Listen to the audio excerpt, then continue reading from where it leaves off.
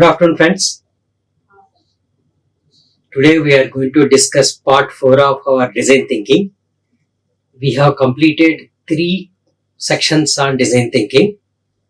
So let us recap what we have studied in earlier 3 sections. In the first class, we discussed various aspects of design thinking, that is empathize, analyze, solution and test phases. Each will have iterative steps. So these are the fundamental steps of empathize, analyze, solution and test phases. To easily remember, if you combine all the first words of these 4, it will become east. Okay. So in the class 2, we learned 2 important techniques of problem solving. As engineers, our duty is to solve various problems of the society. So to fulfill that objective, we have to learn scientific techniques how to solve the problems. Towards that end, in class 2, we learned 2 important techniques to find a root cause of any problem. So there are Japanese invented Wai technique. It was invented on a Japanese shop floor, Toyota company. And the second is a fishbone diagram. It is somewhat more sophisticated than Wai with the pre-populated probable reasons. So we can only eliminate each one of them. This is whether this particular thing is a reason or not. So these 2 techniques we learned in lesson 2. We also learned about algorithm of problem solving, innovative algorithm. It is Altshuler formulated around 40 different principles of problem solving. So this is kind of a Bible for design thinking. So we learned in great detail about the Altshuler formulations in lesson 3. Today we are going to think about some examples of how these principles are applied to solve the day-to-day problems. Let us see. As we are aware, we have 2 pillars for design thinking. We have to believe that all problems are solvable, right? So all problems are solvable. Second is, normally solution will not come from outside. The people who face these problems are the one are key to solution. They knew which will work, which will not work. So even though an outsider or a consultant helps to formulate a solution, ultimately it will be tested with the real people who are facing this problem. They knew which works and which do not work. So they are the key, very key to the solution. Actually, we dream of a lot of ideas every day. Some ideas work and some do not. That is natural. But if we make a habit of making the ideas tangible, that is, put it in a paper, put it in a form where people can also see and refine them, then each idea will propagate into a real solution. So, if your idea is there, don't simply keep it in the brain, bring it into a tangible form by writing down, say, on a small slip or a paper, so that others can see and improve upon it. You yourself can even improve it by thinking around it and many other combinations.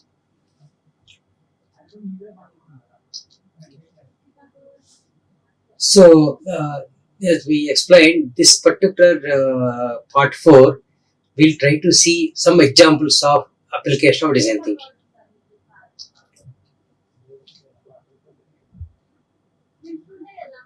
So, the design thinking is human-centric, okay? Because the devices or the services, devices, the products what you are going to make and sell are to be used by humans, we have to think how a human thinks and how human easily understand and what is the natural way of understanding things. If you try to analyze that and incorporate in your design, you will be more successful. So your design shall be human-centric. Just simple logical way of organizing things may not be adequate in succeeding in the market. The product or a service must be designed more human friendly. Okay. So you have to find their stated and unstated desires, okay, and address them. Then the product design will be more successful. You would have found Apple's iPhone is very good example of adopting this about technique. This one company adopted design thinking principles very extensively. After later on, of course, Google and Microsoft, many other successful corporations, even governments started adopting to these techniques to become more people friendly.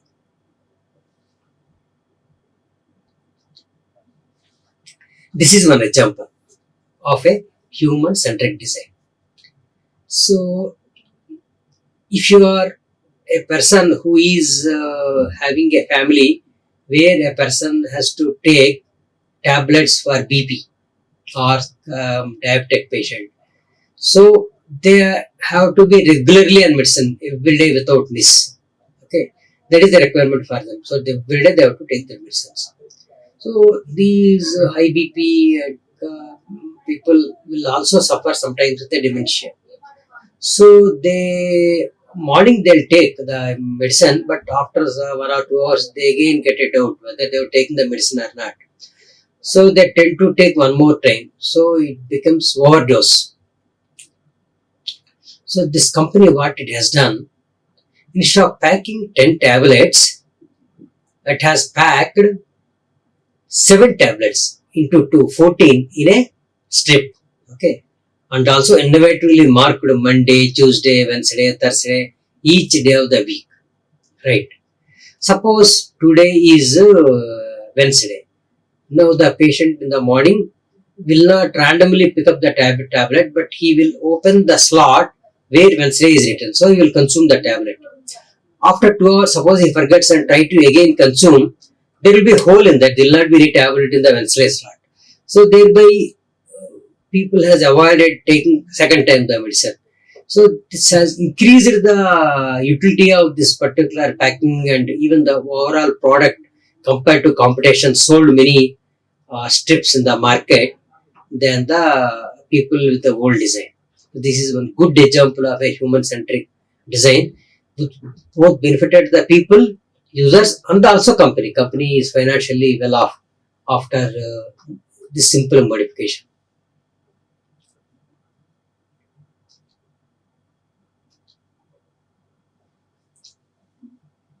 So there are 7 essential features of a design thinking.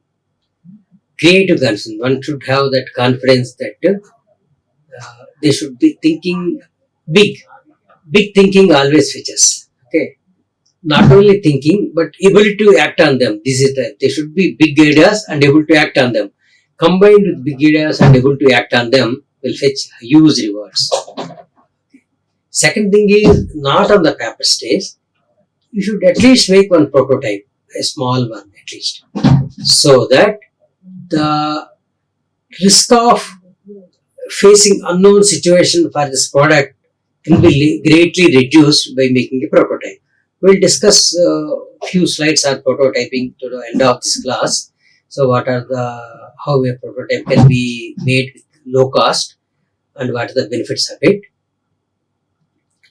The third attribute of a design thinking is learn from failure. We do iterate many times before we decide on the final version. So each step is a learning. It is learn from the failure. Okay. So you are not really counting this as a failure. You are counting it as a elimination of one particular way of not doing it. The famous saying of Thomas Alva Edison has failed some 800 plus times before he could run the bulb successfully for 1 hour. The first bulb is successfully demonstrated and probably ran for only 1 hour. But to at least to get that going for 1 hour without burning, he failed in 800. So people have pointed out, you have failed 800 times. Then he pointed out, no, I have not failed in 800 times. I know how not to do the thing 800 times, 800 different ways. So I know the right way. I eliminated one by one all the wrong ways. So this is also learning. So it's a very great, inspiring thing. So failures are common, but we should learn from it and eliminate those failures. That is a good step in design thinking. Then you have to empathize with people. Not you should not think the people like you. They can be different people. Their needs may be different. They maybe belongs to different place. Their weather and other conditions are different. Their habits may be different. Their geopolitical conditions could be different, and the situations also can be different.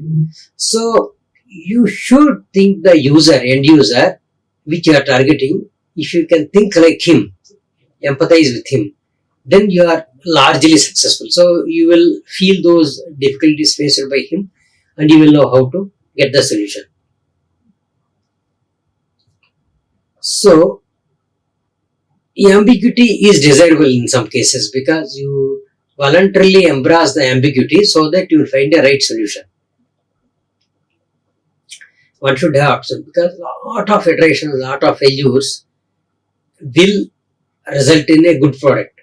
Okay, so you will learn from each failure. You will better every day. So you are better today than tomorrow. You are better than yesterday rather. So you will be better tomorrow than today. So that with the optimism you will continue to experiment and iterate. Continuous improvement is required. Then definitely there is a guaranteed success. Iteration. See, you don't get satisfied. What next? What improvement can be made? You should not rest on your laurels. Improve upon the product line. Continuous improvement of the product.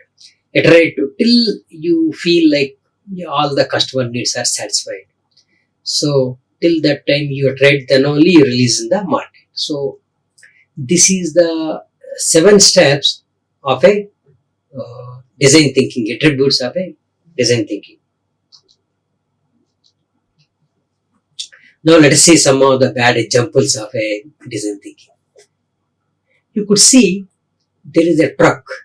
There is a warning sign. It is written clearest 12 feet. Okay.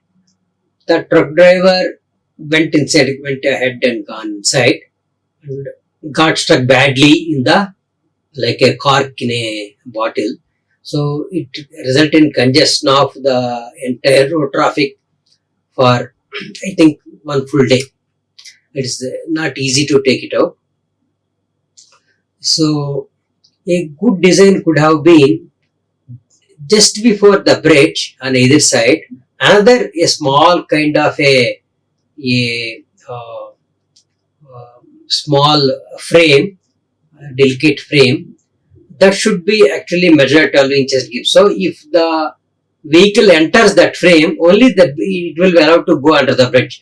If it is touching that frame, it will not be allowed to go under bridge and get stuck. So nowadays we find these under bridges. There is one steel structure ahead of the bridge, so that first the vehicle go underneath.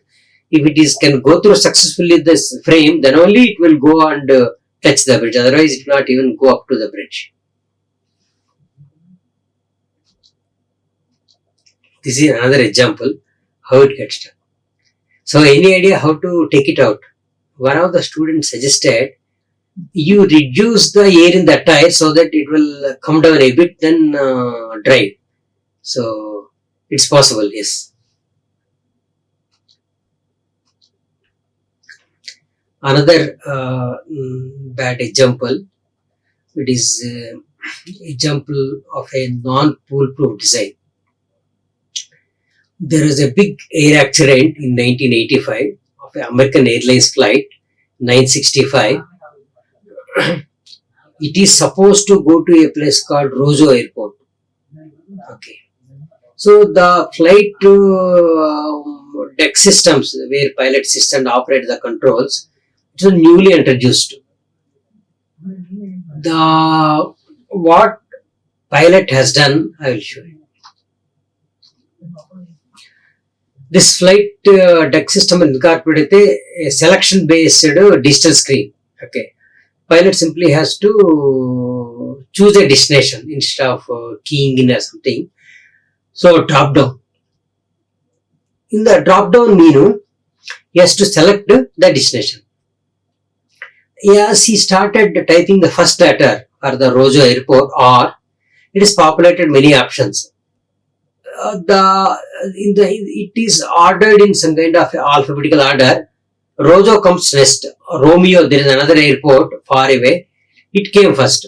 So in a hurry, he picked that Romeo airport and closed. The system is new and primitive design. It did not have further, actually it is not displayed what pilot has actually selected, nor it has indicated the destination selected is this many miles. If it has indicated that, pilot would have got alerted. It did not show either that. And also it did not show you selected a destination where your fuel is insufficient. What you have, the fuel on board is not sufficient. Even that kind of indication also not there. So simply pilot selected and closed, and it is going. This is the way the flight. You could see in that picture, it's a Google kind of map. There is the red color is the path. It has, instead of going straight into Rosa Airport, it took a turn and traveled miles and miles to Romeo Airport, but fuel is not sufficient. So it crashed at 10,000 feet above sea level, and all the 152 passengers and 8 crew were perished. It is highly avoidable accident, but for the kind of the analysis people has told, any flight accident will be normally investigated thoroughly, and people will find what is the reason, and they will try to eliminate other similar flights, and even they'll canvas that whole world. Look, this has happened. You please take care of this. So in those days, it was configured as a human error. But later, design thinking principle study universities and others told it is not really human error. It is a design error. So whenever you selected thing, you should display what it has been selected or some other indication. So it is a design thinking error, and it is passed off as a human error. So highly avoidable accident could have been avoided. So design thinking, if it is done poorly, it can result into this kind of accidents. Another example I found is there are hot water and cold water is common in any mini bathrooms. So they have to be internally connected to release the water into single tap by manipulating these two valves. They have to be specially designed. So the human is trying to do similar way. Open is one particular way, close is another way. The cheap quality valves which are not used in design principles, you have to rotate one valve in a particular fashion, another valve in another way. Normally, human perception, tap is turned counterclockwise to open. Okay. Here, one valve you have to open counterclockwise, other one you have to turn clockwise to open. So there will be confusion. So the designs which is not adopting human-centric designs and design principles are not applied. So hot water you have to turn one way, and cold water you have to turn. They have to be marking on the wall, and suppose the marking is not there, and suppose some baby is trying to take the bath. Suppose he turns hot water, and there could be injuries to the body. So this could be one example of a non-foolproof design and or a bad design thinking.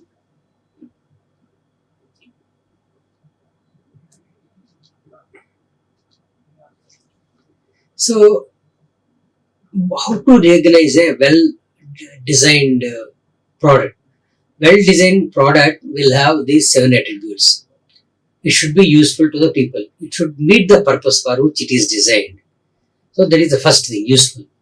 Second thing is usable. Useful and usable is not same. Usable is easy to use. Whether it is easy to use or not, it is not. Sometimes, for example, a valve example, it is very hard to open or close.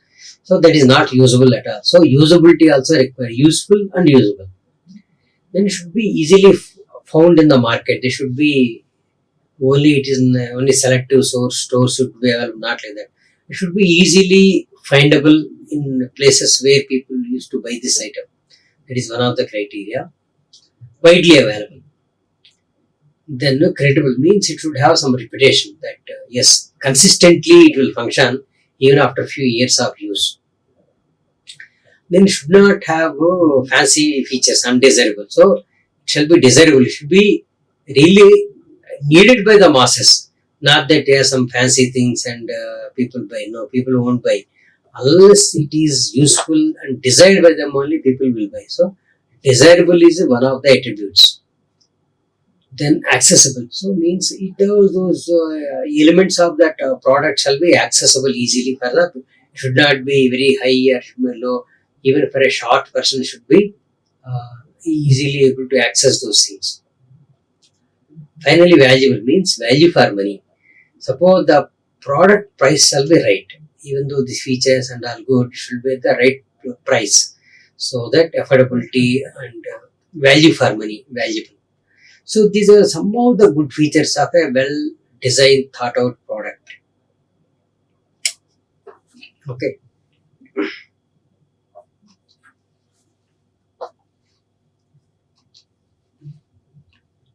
So we just review of what has been learned. So we thought about empathize, then we told define the problem, then ideate to solve this problem, which is a mostly an iterative step, then make a prototype. We have not used the word for prototype so far. We are going to discuss in next few slides what is this prototype. And finally, testing is very important. Unless you test and satisfy yourself, you cannot give it to release in the market. It will become a failure.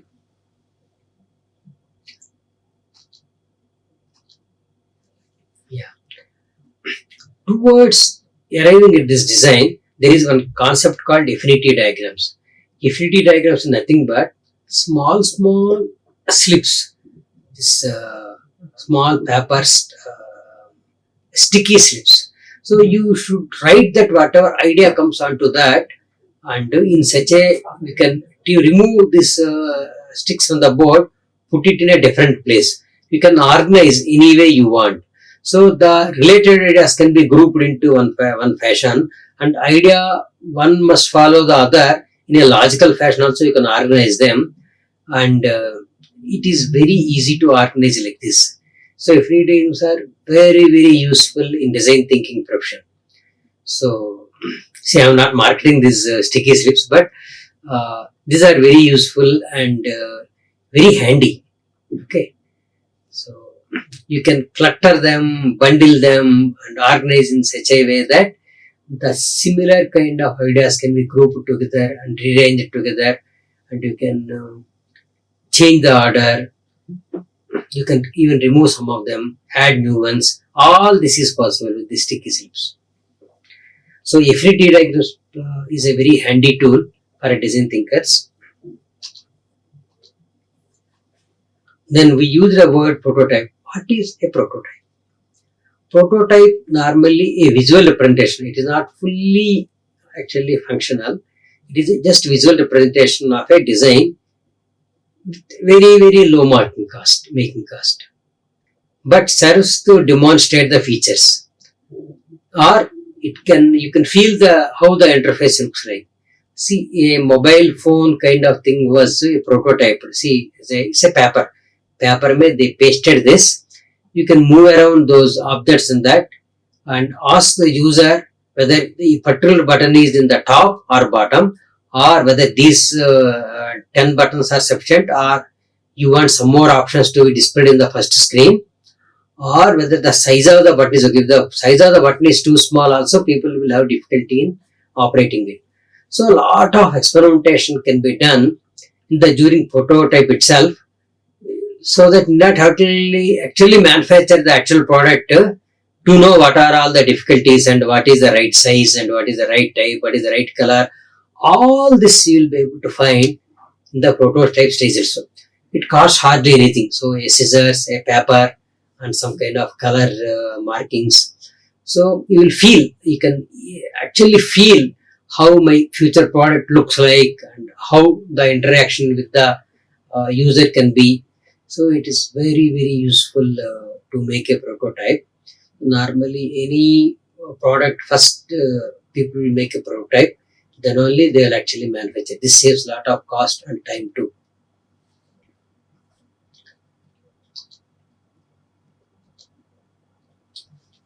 Now to end the section, let us know the recent success story of a startup is a couple who became kind of a unicorn couple. Okay, Miss Carla, and she is a chief executive officer of a Oxyjo, while her husband Mahapatra is CEO of Off Business.